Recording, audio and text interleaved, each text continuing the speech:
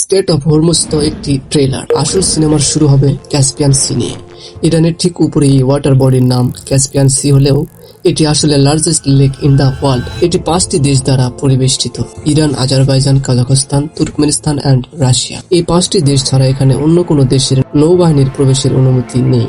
Iran ও Russia already একে অপরের কাছে অস্ত্র পাঠানোর জন্য এটি ব্যবহার করে। 2023 সালে ইরান এখান থেকে রাশিয়ার 3 লক্ষ আর্টিলারি শেল এবং মিলিয়ন রাউন্ড গোলাবারুদ পাঠিয়েছিল এবং ইরানের S-300 air defence system Caspian Sea দিয়েই এসেছিল। অলসো এখানে চলাচলকারী জাহাজগুলো প্রায়শই তাদের ট্র্যাকিং সিস্টেম বন্ধ করে দেয়, যার অর্থ হলো এখানে ঠিক কি ঘটেছে সে সম্পর্কে বহির্বিশ্বের কাছে খুব লিমিটেড ইন্টেলিজেন্স তথ্য থাকে। যদি এই যুদ্ধ দীর্ঘায়িত হয় এবং ইরানের ওপেন্স স্টকপাইল ডিপ্লেট হয়ে যায়, তবে রাশিয়া এই পথটি ব্যবহার করে ইরানকে মিসাইল, এয়ার ডিফেন্স সিস্টেম ও ড্রোনস ইটিসি রিসাপ্লাই করতে পারে।